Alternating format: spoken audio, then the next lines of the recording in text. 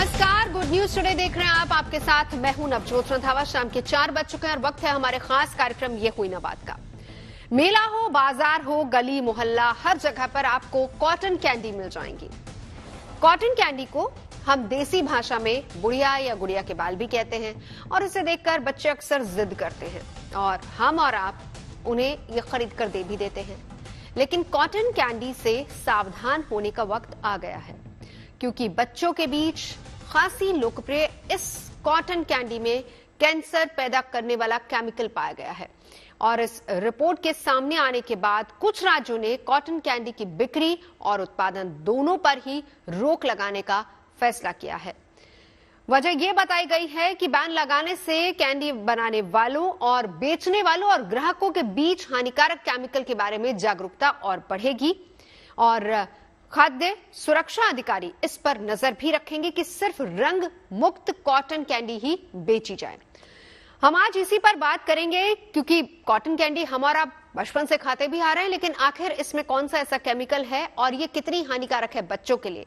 सिर्फ cotton candy नहीं, बात हम कैंडीज पर भी करेंगे और बात हम हेल्दी और अनहेल्दी फूड पर भी करेंगे, जो बच्चों में आदत जिसकी होनी चाहिए, और पैकेज फूड जो आजकल सबसे ज्यादा बच्चों के बीच लोकप्रिय हो रहा है। लेकिन उससे पहले कॉटन कैंडी पर रिपोर्ट देखिए।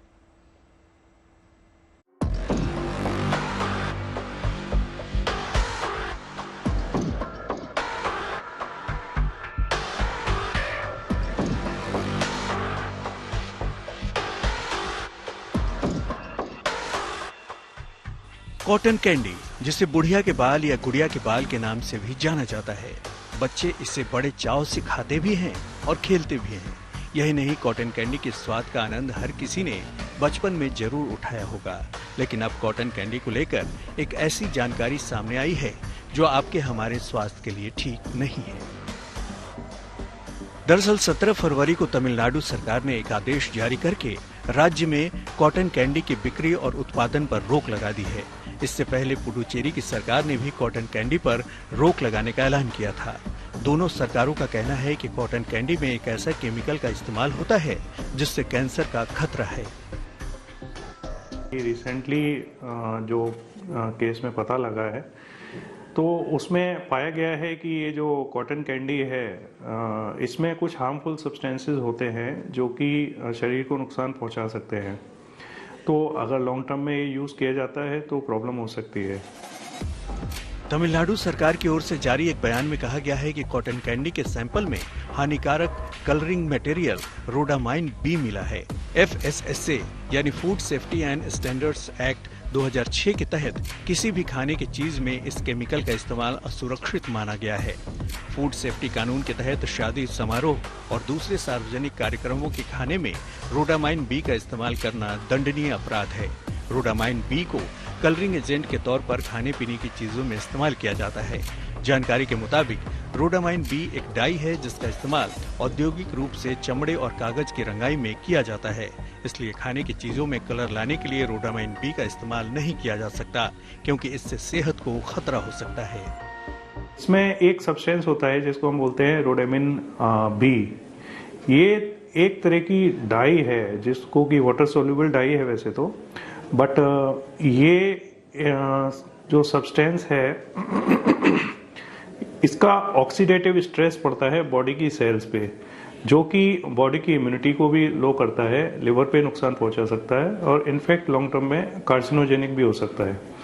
तो ये सब्सटेंस यूज किया जाता है कॉटन कैंडी में, जो पिंक कलर का कलर यूज करने के लिए, इसको कलर देने के लिए यूज किया जाता है। अब आपको बताते हैं कि रोडामाइन बी कैसे शरीर को नुकसान पहुंचाता है। रोडामाइन बी से रंगी चीजें खाने से पेट फूलना, खुजली और सांस लेने में तकलीफ हो सकती है। लंबे समय तक रोडामाइन बी का सेवन किया गया तो ये डाई शरीर में 60 दिनों तक रह सकती है। ये कलर किडनी, लीवर और आंत में जमा हो सकता है, जो कि न्यूरोटॉक्सिसिटी की वजह भी बन सकता है। इससे किडनी और लीवर को तो नुकसान पहुंचता ही है, साथ ही आंत में अल्सर की वजह से ये कैंसर में बदल सकता है। इससे पहले 9 फरवरी को पुडुचेरी में भी कॉटन कैंडी की बिक्री पर पूरी तरह से रोक लगा दी गई है और दुकानदारों से उनके स्टॉक भी जब्त करने का आदेश जारी किया गया है। प्रशासन की ओर से कॉटन कैंडी खरीदने से परहेज करने की अपील भी की गई है। Bureau report, good news today. तो रोडामाइन बी ये वो केमिकल है जो नॉर्मल डाई में इस्तेमाल होता है और ये वो डाई है जिसका इस्तेमाल लेदर प्रोडक्ट्स को रंगने में होता है और इसी का इस्तेमाल हो रहा था कॉटन कैंडीज में। इसी केमिकल का इस्तेमाल हो रहा था कलर बढ़ाने के लिए, कलर को और ज्यादा गाढ़ा करने के लिए। और जब इस पर एफएसएसआई की नजर पड़ी तो उसके बाद ये तय किया गया कि ये शरीर के लिए हानिकारक है और इसको बैन कर देना चाहिए। इसीलिए तमिलनाडु में इसको बैन किया गया है। बहरहाल आपको हम ये भी बताएं कि ऐसे बहुत सारे प्रोडक्ट्स हैं जिनसे कहा यह जाता है कि आजकल अर्ली एज में कैंसर बहुत ज्यादा लोगों को हो रहा है। इस पर भी हम चर्चा करेंगे। लेकिन एक और स्टडी है, वो ये कहती है 2022 में नॉर्वे में जो स्टडी आई थी वो ये कहती है कि ग्लोबल बर्डन ऑफ डिजीज नाम के एक प्रोग्राम के तहत हुई स्टडी के मुताबिक अगर कोई आदमी पौष्टिक और हेल्दी खाने को अपनी डाइट में शामिल कर लेता है, पिज्जा बर्गर नूडल्स जैसे फास्ट फूड से दूर रहता है, तो उसकी उम्र 13 साल तक बढ़ सकती है। वैसे कहने का सीधा सा मतलब यह है कि स्वस्थ शरीर का संबंध सीधा सीधा हमारे भोजन से होता है और स्वस्थ शरीर के लिए पौष्टिक और संतुलित आहार जरूरी होता है। पौष्टिक आहार का सीधे तौर पर यह है कि हमारे शरीर को ताकत देने वाले, जिसमें पोषक तत्व हो, वो आहार हमें लेना चाहिए। और संतुलित आहार का सीधा सा मतलब ये है कि उन खाद्य पदार्थों को इस्तेमाल करना चाहिए, उनको लेना चाहिए जिनमें protein, fibre, vitamin, healthy fat और कार्बोहाइड्रेट्स जैसी चीजें शामिल होती है, लेकिन सभी सही मात्रा में होनी चाहिए। चर्चा करेंगे। तमाम खास मेहमान हमारे साथ जुड़ चुके हैं। डॉक्टर शरद अग्रवाल नेशनल प्रेसिडेंट हैं इंडियन मेडिकल एसोसिएशन के। डॉक्टर अदिति नारद हमारे साथ हैं इस वक्त फेलिक्स अस्पताल से। डॉक्टर प्रवीण हमारे साथ इस वक्त जुड़ेंगे थोड़ी देर में। Doctor Swati Maheshwari senior physician हमारे साथ मौजूद है। लेकिन सबसे पहले डॉक्टर शरद आप ही के पास आते हुए, डॉक्टर शरद अगर हमारे साथ मौजूद है। डॉक्टर शरद, सवाल सबसे बड़ा यह है कि कॉटन कैंडी तो हम भी खा के बड़े हुए हैं, उस वक्त इस तरह की बातें नहीं हुआ करती थी, लेकिन अचानक से बात आई है कि इसमें जो केमिकल इस्तेमाल हो रहा है वो शरीर के लिए हानिकारक है और अगर कहीं शरीर में जम जाए तो कैंसर तक का खतरा इससे हो सकता है। और ये एक बड़ी वजह है कि तमिलनाडु में इसको बैन कर दिया गया।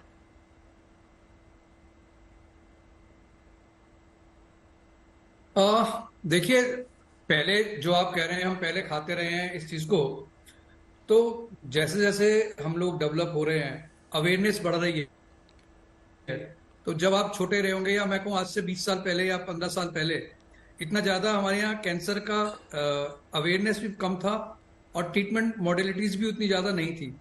पिछले दशक में बहुत ज्यादा रिवोल्यूशन हुआ है कि अब इंडिया के अंदर हम कैंसर का जब ट्रीटमेंट सारा कर सकते हैं तो उसी हिसाब से हमारे पास स्पेशलिस्ट की संख्या बढ़ी है और उसी तरह से अवेयरनेस बढ़ी है। तो नेचुरली अगर कहीं ये पाया गया है कि किसी चीज में अडल्ट्रेशन है and for the profit and that why the synthetic chemicals, और जो कि कार्सिनोजेनिक है, और ये स्टडीज प्रूव करती हैं बहुत सारे सिंथेटिक केमिकल वो कार्सिनोजेनिक होते हैं और भी बहुत सारे होते हैं। और इसके अलावा केवल कार्सिनोमा नहीं है, और भी ज्यादा एलर्जी भी कर सकते हैं, इन्फेक्शन भी कर सकते हैं, और भी जैसे आप अपनी रिपोर्ट में भी दिखा रहे थे कि अल्सर कर सकते हैं। तो जो हानिकारक चीज है तो उसको पे बैन लगना, उस पर कुछ कार्रवाई और कंट्रोल, पर बैन लगाना एक इसे नीजर रिएक्शन। आपको कोई चीज मिली, आपने उसे बैन कर दिया। एसओपी क्या है, प्रोटोकॉल क्या है, क्यों लग रहा था अब तक, या केवल तमिलनाडु में क्यों नहीं, पूरे देश में हम क्यों नहीं देखते? तो एफएसआई जो है वो कुछ ऐसा सिस्टम क्यों नहीं बनाते हैं वो लोग कि एक प्रॉपर एक सिस्टम हो उनका, हर चीज के वो सैंपल लें और उसकी एक प्रॉपर प्रोसेस हो जिसमें परमिशन हो। ये तो नीजर रिएक्शन है कि कहीं से किसी ने कंप्लेंट करी, आपने उसे बैन कर दिया। वही चीज पूरे देश में चल रही है तो उस पर कोई एक्शन नहीं है। ये नीजर रिएक्शन से हमें बचना चाहिए। हमें एक solid and long term solutions की तरफ बढ़ना चाहिए, और ये चीज अगर खतरनाक है तो उस पर जो एक्शन हुआ है सही हुआ है। लेकिन डॉक्टर साहब एक और चीज है ना कि देखिए, एक बैन हुआ है, जाहिर सी बात है कि उसकी खबर अब चारों तरफ फैलेगी पूरे देश में। अगर भले ही किसी और शहर में इस पर बैन नहीं लगा हो, लेकिन लोग एक बार सोचेंगे, अगर खरीदेंगे भी तो सोचेंगे कम से कम खबर देखने के बाद कि हमें ये लेना चाहिए नहीं लेना चाहिए। देखिए, आपकी बात सही है, पर एक बात समझिए, जो आप दिखा रहे हैं ये कॉटन कैंडी, जिस सोशियो इकोनॉमिक ग्रुप में ये ज्यादा चलती हैं या रूरल एरिया में चलती हैं, तो वहां पर इस तरह की चीजें इसलिए चलती हैं कि वहां पे लोग भोले होते हैं, सीधे होते हैं, और शायद लैक ऑफ अवेयरनेस होता है। वो लोग टीवी चैनल, सर आजकल तो मॉल्स में भी ऐसी कॉटन कैंडीज इजीली अवेलेबल हैं। जी हाँ, जी हाँ। नहीं, बट अगर आप इसका मैक्सिमम कंजम्पशन देखेंगे तो वो आपको उन एरियाज में मिलेगा। मैं ये नहीं कह रहा हूँ कि, मैं तो पहले ही कह रहा हूँ कि जो एक्शन हुआ है सही है, बट मेरा सिर्फ ये एक एप्रीहेंशन है, it should be a long term and SOP based. ये ना हो नीजर हो गया, ये तो बंद कर दिया, बाकी कोई मतलब नहीं। बाकी मतलब नहीं। और इसी के साथ साथ डॉक्टर, जो आपकी बात मैं समझ पा रही हूँ वो ये भी है कि ये एक कैंडी है जिस पर बैन किया गया है, वो आज क्योंकि आपकी नजर पड़ गई तो आप बैन कर देते हैं इसको, लेकिन ऐसे और बहुत सारे प्रोडक्ट्स हैं। डॉक्टर स्वाति, मैं आपके पास आना चाहूंगी। कुछ दिन पहले भी हमने इसी बात पर चर्चा की थी कि देखिए किस तरीके से हमारे शरीर के लिए पैकेज फूड हानिकारक है। पहली बात डॉक्टर साहब ने वही बात कही कि क्या एसओपीज है और वो सबके लिए होने चाहिए, किस तरह के प्रोडक्ट्स हमें लेने चाहिए, स्पेशली यहाँ तो बच्चों की बात आ रही है, और किस तरह के प्रोडक्ट्स को अवॉइड करना चाहिए। बिल्कुल, देखिए ये एक बहुत बड़ा मुद्दा है जिसे हम फूड डाइज बोलते हैं, यानी कि ऐसे केमिकल्स हैं जो पहले हम ऑर्गेनिकली बनाते थे, किसी प्लांट से लिए जाते थे, किसी फ्रूट से लिए जाते थे, वहां से ये कलर्स को लेकर के खाने की चीजों में मिलाया जाता था, तो ये नुकसान नहीं देते थे। लेकिन अगर हम कई दशकों से अब देखें तो ये जो फूड डाइज है ये पेट्रोलियम से या कोल टार से बनाए जाते हैं और फिर खाने में इस्तेमाल किया जाता है। तो पहले तो जहां से इनकी उत्पत्ति हो रही है वही हमारे लिए बहुत हानिकारक है, लेकिन जो रिसर्च अभी तक इतनी होती रही इसके पीछे, उनमें बहुत ज्यादा तथ्य सामने निकल कर नहीं आए, और इसलिए एफडीए ने, एफएसएसएआई ने बहुत सारे ऐसे पैमाने बनाए हैं कि इतने प्रतिशत केवल खाने में अगर ये चीज हो तो आपको नुकसान नहीं देती है। लेकिन पहले इसके बारे में जब हम एक ये पैमाने बनाते हैं तो इनको देख कौन रहा है, इनकी जांच कहाँ हो रही है, इनकी टेस्ट क्या, इनके बारे में बार बार जो है थोड़े थोड़े समय पे इनके ऊपर इंस्पेक्शन होता है, ये किसी को नहीं मालूम है कि ऐसा कुछ होता है या नहीं होता। दूसरी चीज ये है कि देखिए अगर हम एफएसएसएआई को देखें तो केवल 8 ऐसे फूड डाई कलर्स हैं जिनको परमिशन मिली है, और वो भी एक लिमिटेड मात्रा में। लेकिन बहुत सारे और ऐसे फूड डाइज इस वक्त है जिनका इस्तेमाल हो रहा है, और दुख की बात यह है कि सबसे ज्यादा इनका इस्तेमाल जो होता है वो बच्चों की जो खाने की चीजें होती हैं उन्हें रोचक और लुभावना बनाने के लिए किया जाता है, जैसे कैंडीज हैं, आइसक्रीम्स हैं, प्रोसेस फूड्स की आपने अभी बात करी। तो ऐसी बहुत सारी जो हमारे ब्रेकफास्ट सीरियल्स होते हैं उनमें आप देखते हैं कि कलर्ड ब्रेकफास्ट सीरियल्स आते हैं, इन सब में ये केमिकल्स का इस्तेमाल हो रहा है। अब अक्सर कई बार हमारी स्टडीज जो होती है, रिसर्च जो होती है, वो इतना अच्छा एविडेंस नहीं दे पाती है कि हम पूरी तरह से उसे बैन कर दें। जैसे कि हम अगर एक केमिकल की बात करें जिसे रेड 3 बोलते हैं, जिसे एफडीए ने 30 साल से लिपस्टिक्स में, जो हमारे मॉइस्चराइजर्स हैं, हमारे तरह तरह के कॉस्मेटिक्स हैं, उसमें बैन किया हुआ है, लेकिन खाने में अलाउड है। इसके पीछे भी बहुत जो है लोग आक्रोश दिखा रहे हैं कि जब आपने लिपस्टिक में बैन किया है तो खाने में क्यों नहीं किया है।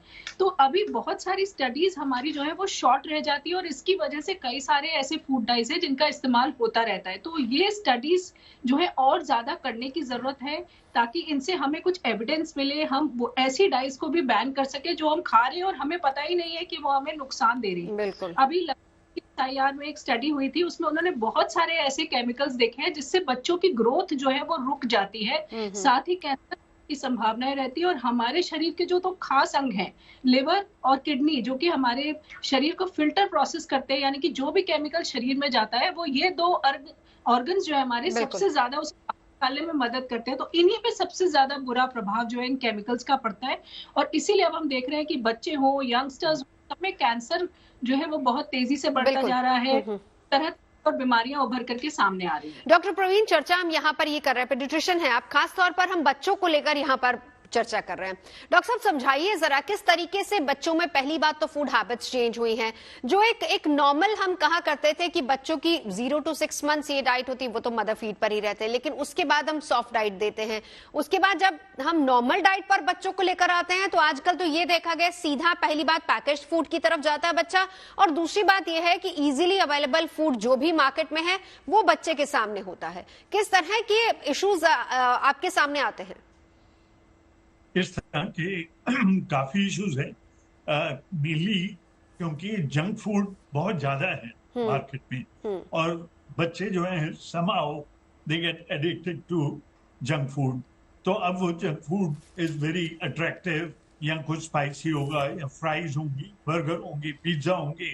तो ये सब चीजों में it's a big challenge for the parents to be able to control the dietary habits of the children. और बहुत सारे बच्चे हैं जो कि घर में खाना आता भी है बाहर से, तो पहले मोबाइल देखते हैं और मोबाइल देखते देखते खा रहे हैं, क्या जा रहा है क्या नहीं जा रहा है कुछ पता नहीं है। तो these are major challenges that we face these days. बिल्कुल, बड़ा चैलेंज ये है। अब हम वापस उसी कॉटन कैंडी वाली खबर पे ही आते हैं, क्योंकि ये भी देखिए बच्चों में बहुत ज्यादा चलन होता है। और डॉक्टर अदिति, आप समझा पाएंगी, अक्सर जब भी बच्चे मीठा खाते हैं तो ये पेरेंट्स उनको कहते हैं कि देखिए आपके दांत खराब हो जाएंगे। आप मीठा नहीं खाइए, दांतों में कीड़ा लग जाए, ये बात बच्चों को कही जाती है। कितना हानिकारक ये है, और स्पेशली जब हम इन कॉटन कैंडीज की बात करते हैं, जब एक हानिकारक केमिकल उसमें है जिसको लेकर कहा जा रहा है कि इसको बैन होना चाहिए। और इसी के साथ साथ जैसे अभी डॉक्टर अग्रवाल भी इस बात को एक्सप्लेन कर रहे थे कि ये एक कैंडी है जिसके बारे में पता चला है कि इसमें कुछ ऐसे प्रोडक्ट्स हैं जो कैंसर जिनसे हो सकता है, लेकिन ऐसी और बहुत सारी चीजें और भी हो सकती हैं। नमस्कार, मैं डॉक्टर अदिति नारद। आज मैं ये बताना चाहूंगी कि रोडामाइन बी जो पाया जाता है ये शुगर कैंडी में, ये बहुत ज्यादा हानिकारक है, क्योंकि क्या है ना, ये हमारे दांतों के एनामल और डेंटिन में एब्जॉर्ब हो जाता है। एब्जॉर्ब होने की वजह से हमारे दांत स्टेन्ड हो जाएंगे, और जब इसकी क्वांटिटी वहां रह जाती है तो वो धीरे धीरे बॉडी में साइड इफेक्ट्स लाना शुरू कर देती है। ये एक तरह का कलरिंग एजेंट है जो बच्चों को बहुत ज्यादा अट्रैक्ट करने के लिए दिया जाता है, कि बच्चे अलग अलग कैंडीज के कलर देखकर दे गेट अट्रैक्टेड और वो खाना चाहते हैं। तो ये हमारे दांतों में जब रह जाएगा तो वो बॉडी में रह के हमारे म्यूकोजा में स्वेलिंग्स लाएगा, और बहुत सारी प्रॉब्लम्स के स्टेन्ड दांत होने लग जाते हैं, जिसकी वजह से एस्थेटिक लुक वगैरह बहुत ज्यादा प्रॉब्लमैटिक हो जाता है। बिल्कुल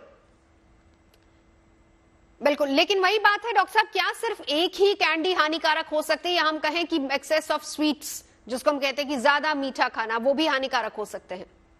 हानिकारक है, क्योंकि ज्यादा मीठा खाने से दांतों में कैविटीज तो होती ही होती हैं, जिसकी वजह से हमारे दांत खराब हो जाते हैं, और दांत खराब होंगे तो बाकी बॉडी में मल्टीपल प्रॉब्लम्स होंगी, बिकॉज हमने खाना तो मुंह से ही है ना, और अगर दांत खराब तो बाकी डाइजेस्टिव इश्यूज, पेट की प्रॉब्लम्स, ये सब शुरू हो जाती हैं। तो ये बचपन से ध्यान देना बहुत ज्यादा जरूरी है। डॉक्टर शरद, यहीं से आगे बढ़ेंगे। देखिए, आपने भी इसी बात का जिक्र किया कि एसओपीज क्या है, तो फिर इस पर किस तरीके से नियंत्रण रखा जाए? पहली बात, अब बहुत सही शुरुआत हुई कि एक आप हमें कॉटन कैंडी में कोई केमिकल दिखा तो उसको बैन कर दिया, लेकिन बाकी एसओपीज की अगर बात की जाए तो किस तरह की होती है? कैसे ये डिसाइड किया जाए कि कौन सी चीजें सही हैं, स्पेशली जब हम पैकेज फूड की बात, बार बार इस बात का जिक्र करते हैं कि package food again is not good for your health.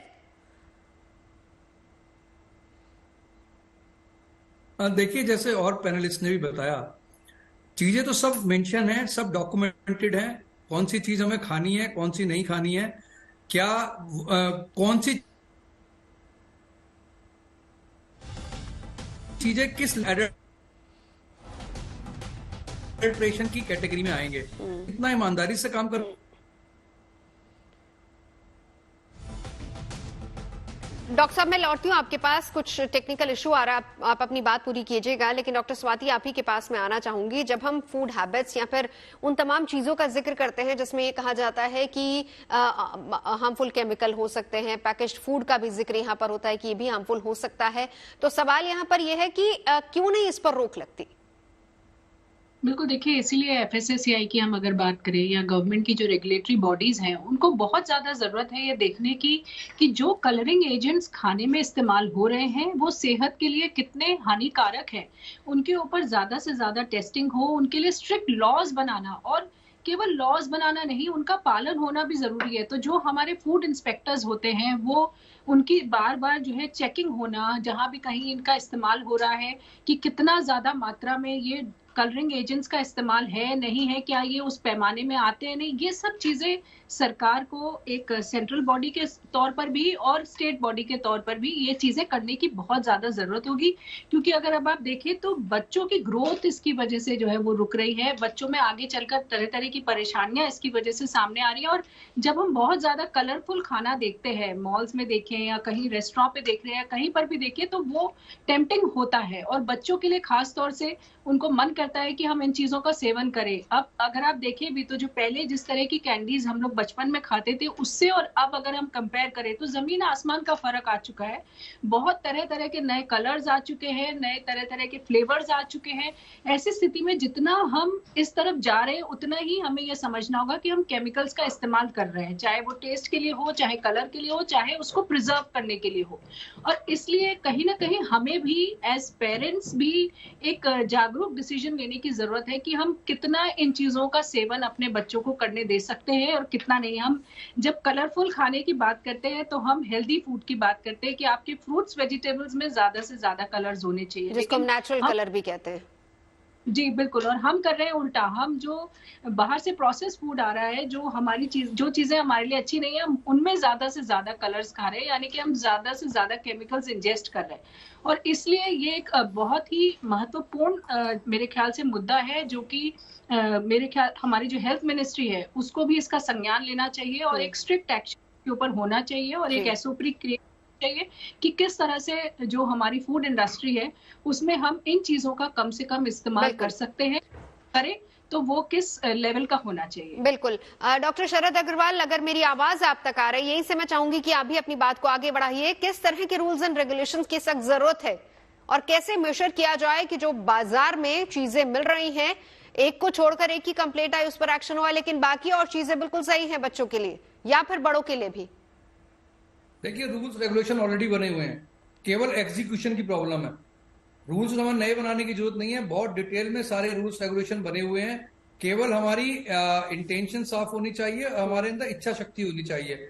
जो भी संस्थाएं हैं उनको पूरा अपनी एसओपी बेस पे अपने सभी डिस्ट्रिक्ट लेवल की यूनिट्स को एक्टिवेट करना चाहिए। और ये काम कोई बहुत मुश्किल काम नहीं है। अभी हुआ क्या है यूपी के अंदर, मैं बता रहा हूं कि ये पहले ये सारी चीजें जो थे, जो हेल्थ का हेड होता था सीएमओ, उसके अंडर में होती थी, तो वो इंस्पेक्शन करके देख सकता था। पर सडनली क्या है, सीएमओ से लेके ये संस्था को दे दिया गया। जो संस्था ऑलरेडी काम नहीं कर पा रही है उस पर और भार बढ़ा दिया गया। तो मेरे ख्याल से डिस्ट्रीब्यूशन ऑफ वर्क भी किया जा सकता है।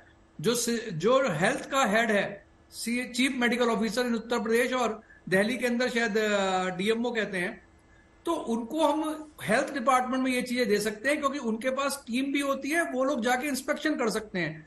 मेरे को लगता है एफएसएसआई के बाद टीम की कमी है, इतनी टीम नहीं है, इसलिए वो माइक्रो लेवल पे या गली गली जाके इन रोड साइड फूड को नहीं चेक कर पाते हैं। और शायद कुछ और भी रीजन होते हैं, उन रीजन को भी हम लोग जानते हैं। इच्छा शक्ति की कमी है, रूल्स रेगुलेशन है, लिटरेचर अवेलेबल है, कौन सी दवाइयां एडल्ट्रेशन में आती हैं, कितनी मात्रा में कोई भी चीज मिक्स करी जा सकती है, सब चीज बड़ी क्लियरली लिखी हुई है। केवल एग्जीक्यूशन में प्रॉब्लम है। एग्जीक्यूशन अगर आप प्रॉपर करा लेंगे, और यस, अवेयरनेस, जो कि आप आज अपने माध्यम से, आज तक के माध्यम से अवेयरनेस करा रहे हैं और आज तक सब लोग देखते हैं, तो आई एम होपफुल कि सब लोग इस चीज को एटलीस्ट एक ट्रिगर तो होगा कि ये सब चीज भी गड़बड़ है, ये होना चाहिए। बिल्कुल। आज हम चर्चा कर रहे हैं कॉटन कैंडी को लेकर, जिस पर बैन लगाया गया है क्योंकि उसमें एक तरह का हानिकारक केमिकल है, कलर है, जो कि डाई में इस्तेमाल होता है और उसी का इस्तेमाल हो रहा था कॉटन कैंडीज में, और ये हानिकारक हो सकता है, यहाँ तक कि कैंसर तक हो सकता है अगर आपके शरीर में अंदर जमा रहे। अब बच्चों में कॉटन कैंडीज, टॉफीज, चॉकलेट्स या फिर हम कहें कि पैकेज फूड बहुत ज्यादा लोकप्रिय हो रहा है, बहुत ज्यादा बच्चे पसंद भी कर रहे हैं, और अगर हम कहें कि it is very easily available भी है। लेकिन यही फूड और बदलती जो आदतें हैं खाने पीने की, किस तरीके से बच्चों के अंदर बीमारियों का रिस्क फैक्टर बढ़ा रही है, इसी पर हम चर्चा कर रहे हैं। डॉक्टर प्रवीण हमारे साथ मौजूद है, पेडियाट्रिशियन है।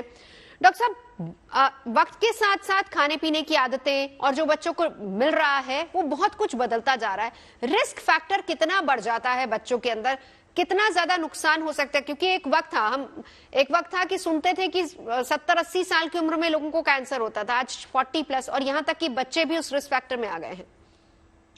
जो हमारे को फूड्स जो भी अवेलेबल हैं इस वक्त, उनमें बहुत सारे प्रिजर्वेटिव और डाइज जो कि कलरिंग एजेंट्स हैं वो यूज होते हैं। Like for example pink colour, rhodamine B, ये सब्सटेंस है जो कॉटन कैंडी में होता है और उससे उसको पिंक कलर देता है। और भी बहुत सारे फूड्स हैं जिनमें रोडामिन बी का इस्तेमाल होता है।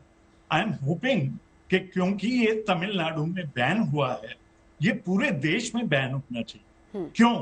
क्योंकि ये लिवर पे, किडनी पे, इंटेस्टाइन में अल्सरेशन करता है और it can lead to neurological problem also, और कैंसर, अर्ली कैंसर बच्चों में, क्योंकि ये एक टाइप का केमिकल इरिटेंट है जो कि कैंसर प्रोड्यूस कर सकता है। ये तो सिर्फ एक एग्जांपल है। ऐसे ही बहुत सारे केमिकल्स, प्रिजर्वेटिव्स जो कि क्योंकि खाना बनता है, पैक होता है, उधर से उधर जाता है, शिपमेंट होती है, तो उसमें प्रिजर्वेटिव ऐड किए जाते हैं जिससे खाने की जो है वो ज्यादा टाइम तक स्टोर कर सकता है। लेकिन उसका जो बड़ा नुकसान है, जो डबल एजेड स्वॉर्ड है, वो ये है कि उस खाने से जो केमिकल गया, जो कि सब केमिकल जो भी हम दवाई लेते हैं पहले लिवर पे जाती है और उसके बाद किडनी के थ्रू एक्सक्रीट करती है। तो कोई भी बाहरी केमिकल जो कि अगर हार्मफुल है, like for example rhodamine B, liver में जाके किडनी से निकलती है लेकिन पेट से गई और पेट में जो गई वहां जो अल्सरेशन करी, वहां जो अल्सरेशन करके डैमेज किया, that is the serious things. तो इस वक्त हर खाने में कौन सा प्रिजर्वेटिव जाता है ये पूरी तो एग्जॉस्टिव लिस्ट अवेलेबल नहीं है, लेकिन फिर भी जो कुछ खाने हैं जो कि प्लास्टिक प्रोडक्ट्स में होते हैं जिनके अंदर फैलेट होता है, तो वो केमिकल जो कीलेट करता है या खाने में प्रिजर्वेटिव्स होते हैं या ये जो कलरिंग डाइंग एजेंट्स होते हैं जो जिनसे ये वाली परेशानी होती है।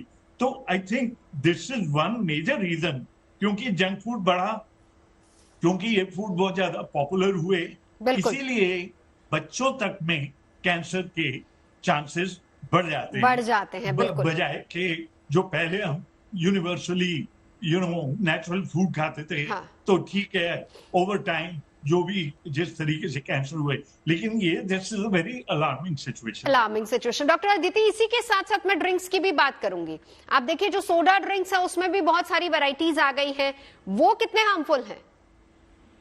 जो हमारे ये सोडा एरेटेड ड्रिंक्स होते हैं बिकॉज ऑफ द एसिडिक ये होते हैं, ये डायरेक्टली जब हम कंज्यूम करते हैं तो ये हमारे दांतों के एनामल और डेंटिन पे बहुत ज्यादा इफेक्ट करते हैं, उनके स्ट्रक्चर को डिस्ट्रॉय कर देते हैं। इसलिए आप देखेंगे जो बच्चे बहुत ज्यादा एरेटेड ड्रिंक्स लेना शुरू कर देते हैं अर्ली एज में, तो उनका एनामल बिल्कुल चिप ऑफ होने लग जाता है। तो अगर हमारा एनामल इफेक्टिव नहीं है, अच्छा नहीं है, तो हमारे दांतों पे बहुत गंदा इफेक्ट पड़ता है, सेंसिटिविटी के इश्यूज शुरू हो जाते हैं, हमारी स्माइल बिल्कुल खराब हो जाती है। तो यही एरेटेड ड्रिंक्स का एसिडिक की वजह से ही पोलन पूरा मुंह में हो जाता है और उसकी वजह से एनामल और डेंटिन पे काफी ज्यादा इफेक्ट हो जाता है, जिसकी वजह से दांत खराब होता है। डॉक्टर स्वाति, बार बार हेल्दी डाइट की हम बात करते हैं और जिस तरीके से अभी डॉक्टर साहब ने बहुत अच्छे से एक्सप्लेन किया कि किस तरीके से ये केमिकल्स हमारे शरीर में असर डालते हैं। दूसरी बात देखिए, जब हम पैकेज फूड की बात कर रहे हैं, डॉक्टर साहब ने बहुत अच्छे तरीके से कहा कि कहाँ पैक हो रहा है, पहले तो वहां का मुआयना अच्छे से करना चाहिए, उसके बाद उसमें प्रिजर्वेटिव्स बहुत ज्यादा होते हैं, कितने दिन तक रहेगा। और कई बार तो ऐसा देखा गया कि पैकेज पर एक्सपायरी डेट तक या तो मेंशन नहीं होती, अगर मेंशन होती है तो एक्सपायरी डेट के बाद भी वो चीजें धड़ल्ले से मार्केट में बिक रही होती हैं। बिल्कुल, देखिए ये काला बाजारी, खाने में मिलावट, यही हमारे लिए सबसे बड़ा सोसाइटी के लिए कैंसर है। देखिए तो एक अभी मैं देख रही थी एक बहुत इंटरेस्टिंग इंडियन टॉक्सिकोलॉजी जो सेंटर है उसकी रिसर्च है जो कह रही थी 2013 में उन्होंने 6 ऐसे केमिकल्स हमारी मिठाइयों में पाए जिसमें रोडामाइन बी भी है जो कि बैंड है, उसका इस्तेमाल हो रहा था। तो ये 2013 की बात है और आज हम 2024 में बैठे हैं। तो ये जो काला बाजारी है जिसकी वजह से जो सस्ते डाइज होते हैं, सस्ते कलर्स होते हैं जिनका लोग बहुत आसानी से इस्तेमाल करने लगते हैं, इन पर रेगुलेशन होना बहुत ज्यादा जरूरी है। क्योंकि हम बातें बहुत सारी कर लेंगे, हम साइंस की भी बहुत बात कर लेंगे, रूल्स की भी बात कर लेंगे, लेकिन जब तक इस नेक्सस को हम नहीं रोकेंगे, जब तक ये चीजें उन लोगों तक पहुंचती रहेंगी जो कि खाने का उत्पादन कर रहे हैं, तब तक हम इन चीजों का इस्तेमाल होते देखते रहेंगे, ये हमें नुकसान देती रहेंगी। तो सरकार को बहुत ज्यादा स्ट्रिक्ट होने की जरूरत होगी, बहुत माइक्रो लेवल पे जाकर के टेस्टिंग करने की जरूरत होगी ताकि ये चीजें जिनका प्रचलन इतना बढ़ रहा है, देखिए अभी होली आएगी तब भी यही समस्या सामने आएगी कि बहुत सारे ऐसे आर्टिफिशियल कलर्स जो है वो मार्केट में मिलने शुरू नहीं मिलने चाहिए जो कि हमारे लिए बहुत हानिकारक है, लेकिन फिर भी आप देखेंगे जगह जगह स्टॉल्स पर वो आपको मिलेंगे। तो ये इस चीज को रोकेंगे नहीं, जब तक एक लगाम नहीं लगाई जाएगी चीजों पर, इनका सेवन लोग करते रहेंगे, जाने अनजाने करते रहेंगे। क्योंकि कई बार जब आप फूड आइटम्स खरीदते हैं, अच्छी जगह का पैकेज्ड होता है, मॉल से खरीदते हैं या किसी अच्छी जगह से खरीदते हैं, तो आप इतना सोचते भी नहीं है कि इसमें जो फूड आइटम्स हैं या इसमें जो कलर इस्तेमाल किया गया है वो हमारे लिए हानिकारक है। आप यही सोचते हैं कि अच्छा ब्रांड है, एक अच्छी जगह से हम खरीद रहे हैं तो शायद हम बिल्कुल सेहतमंद चीज खरीद रहे हैं, जबकि ऐसा नहीं हो रहा है। तो यहाँ पर बहुत ज्यादा सरकार की एजेंसीज हैं, उनका रोल है कि वो इस रोके। सरकार का एक रोल है। डॉक्टर शरद भी हमारे साथ मौजूद है। डॉक्टर साहब, आप आईएमए से जुड़े हुए हैं, मैं आपसे ये भी जानना चाहूंगी किस तरह की गाइडलाइंस आपकी तरफ से दी जाती हैं कि कम से कम ये एक पैमाना है, एक हेल्दी फूड का ये एक पैमाना है जिस पर अगर आप खरे उतरते हैं तो यही फूड मार्केट में अवेलेबल होना चाहिए बिक्री के लिए, नहीं तो नहीं होना चाहिए। देखिए, आईएमए का जो रोल है वो किसी भी तरह से हमारे पास कोई इस तरह की पावर नहीं है कि हम लोग एफएसएसआई या इन दुकानों पे कोई कंट्रोल करें। हाँ, हमारे पास अवेयरनेस की एक शक्ति होती है। हम अपने माध्यम से, अपने नेटवर्क के माध्यम से, डॉक्टर्स के माध्यम से पब्लिक को हम समय समय पे अवेयरनेस करते रहते हैं कि आपको ये मिलावट वाली चीजें नहीं खानी है, ये नुकसानदेह है, इनसे एलर्जी भी होती है, इनसे कैंसर भी हो सकता है। ये हम लोग करते हैं, बट हम लोगों की कोई रेगुलेटरी पावर नहीं है। बट हम लोग अपने लेटर्स के माध्यम से, कम्युनिकेशन के माध्यम से सरकार को भी लिखते रहते हैं। ये वाले रेगुलर हम लोग सरकार को लिखते हैं कि जो एडल्ट्रेशन हैं इसको कंट्रोल करा जाए, इसे रोका जाए। तो वो हम करते आए हैं, और एक बार इस वाले केस को, पर्टिकुलर केस को संज्ञान में लेके हम लोग फिर एक सरकार को लिख सकते हैं इसमें। डॉक्टर साहब, आपकी नजर में, क्योंकि जाहिर सी बात है कि आप भी इस पर नजर रखते होंगे, आपकी नजर में एडल्ट्रेशन इस वक्त, अगर हम आज की तारीख में, अभी डॉक्टर स्वाति ने बड़ी अच्छी बात कही कि अभी होली आ रही है, अभी आप देखिएगा किस तरीके से कलर्स मिलेंगे। अब होली आती है, दिवाली आती है, ऐसे त्योहार आते हैं, रक्षाबंधन आता है, तो अचानक से रेट्स बढ़ जाती हैं। मिलावटी खोया मिल रहा है, मावा मिल रहा है, ऐसी बहुत सारी रेट्स बढ़ जाती है। लेकिन नॉर्मल डेज में अगर हम देखें तो ऐसा कुछ दिखता नहीं है। ऐसा नहीं है, मैं बता रहा हूं आपको एक्चुअल में क्या है। जब त्योहार कोई आते हैं तो त्योहार के आसपास खपत ज्यादा होती है, आपकी डिमांड ज्यादा है, तो बल्क में सामान बिकता है, तो आपको इजी होता है कैप्चर करना कि वहां पे जितना खोया प्रोड्यूस ही नहीं हो रहा, उससे ज्यादा खोए की मिठाइयां बन रही हैं, तो बड़ा इजी होता है पकड़ना। और नॉर्मल डेज में हम लोग सो जाते हैं, हम भी सो जाते हैं, आप भी सो जाते हैं, और एफएसएससीआई वाले तो बिल्कुल ही सो जाते हैं। तो अगर कोई नॉर्मल डेज में सैंपल ही नहीं रहा है, आप सर्वे कराइए कितनी जगह पर, कितने डिस्ट्रिक्ट लेवल पे ये लोग रेगुलर सैंपलिंग कर रहे हैं। सैंपलिंग होती नहीं है, सिर्फ रेड टेपिज्म और जो चलता है व्यवस्था, वो व्यवस्था चलती है। अगर ये लोग ईमानदारी से काम करें तो इतना मुश्किल भी काम नहीं है कंट्रोल करना।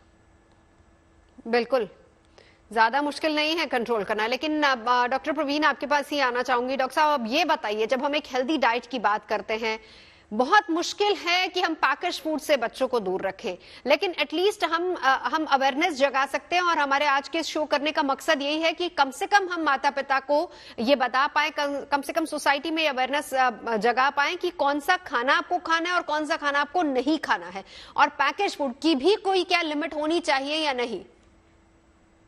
देखिए, ये तो यूनिवर्सल प्रॉब्लम है।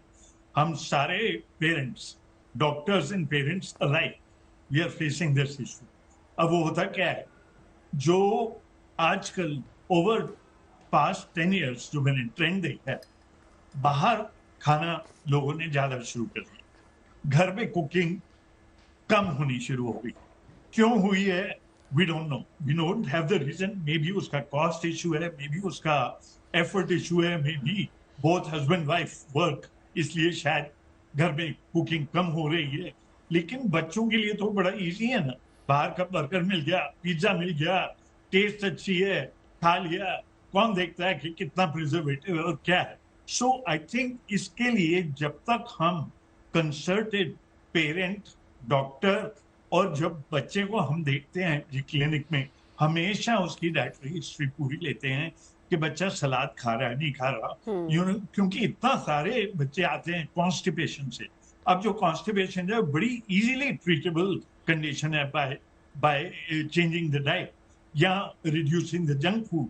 लेकिन ये सारे चीज को एज ए टीम वर्क ही काम किया जा सकता है। सिर्फ डॉक्टर अपने प्रिस्क्रिप्शन पे नहीं लिख के दे सकता कि आप घर का ही खाना खाइए और बाहर का नहीं खाइए, ये चलेगा, ये चीज ज्यादा टाइम तक चलेगी।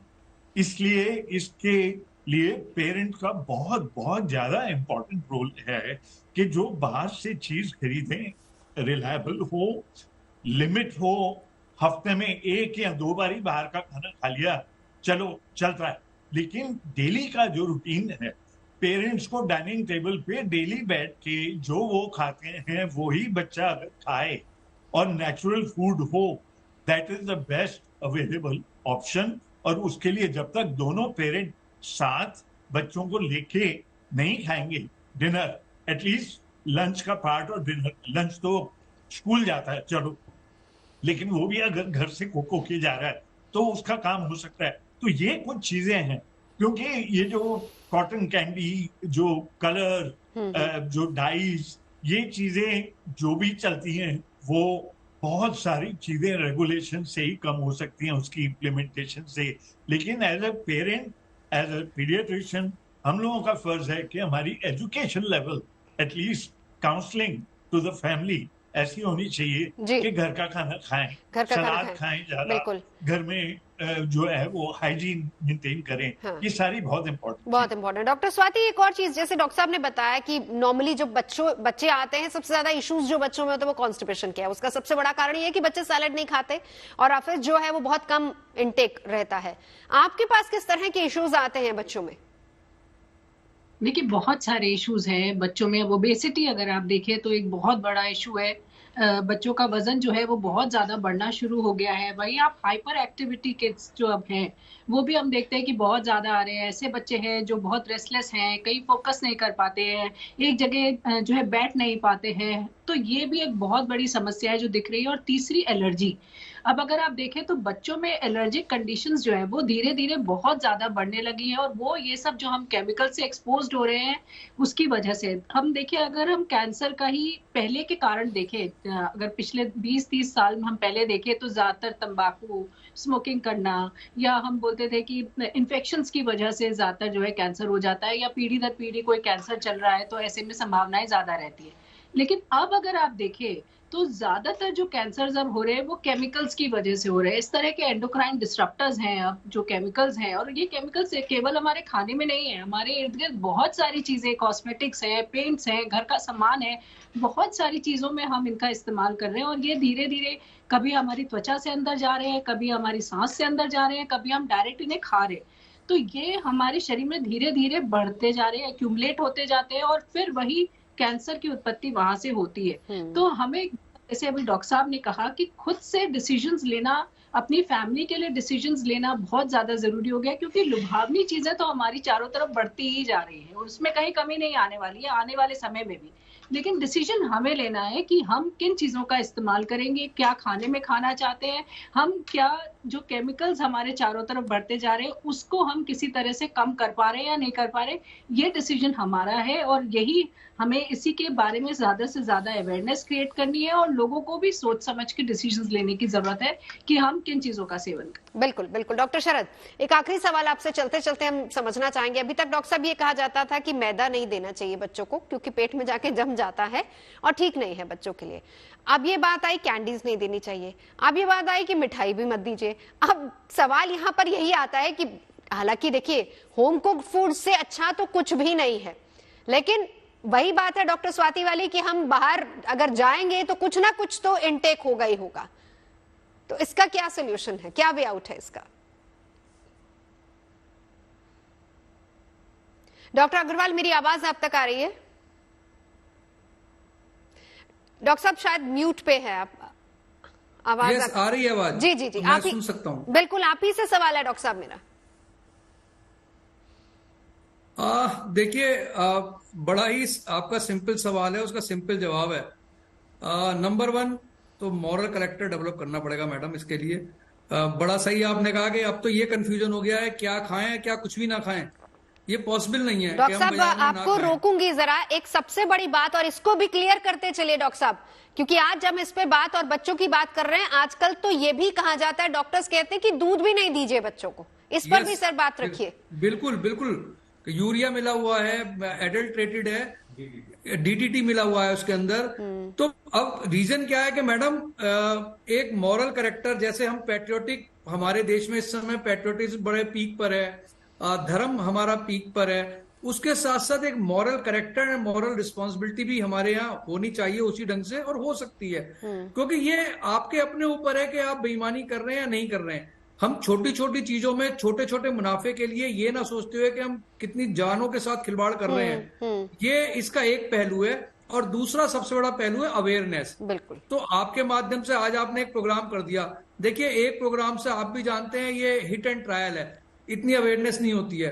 अगर आप सभी लोग मीडिया वाले और हम लोग IMA वाले मिलके बिल्कुल डॉक्टर साहब सीरीज चलाएं इस पे, बिल्कुल। उससे क्या है कि लगातार लोग जुड़ेंगे। अवेयरनेस की बहुत जरूरत है डॉक्टर साहब। एक नई कोशिश, देखिए गुड न्यूज टुडे की तो कम से कम यही कोशिश है, और मेरे ख्याल से डॉक्टर स्वाति बिल्कुल अग्री करेंगी। हफ्ते में 3 दिन तो डॉक्टर स्वाति हमारे साथ आती है जब हम अलग अलग इश्यूज पे जरूर चर्चा करते हैं। बिल्कुल डॉक्टर साहब, आपका और हमारा साथ अगर रहेगा तो कोशिश यही रहेगी कि हम भी जनता के बीच अवेयरनेस लेकर आए और कम से कम इस एडल्ट्रेशन को अपने खाने से हटाएं। सभी का साथ जुड़ने के लिए बहुत बहुत धन्यवाद।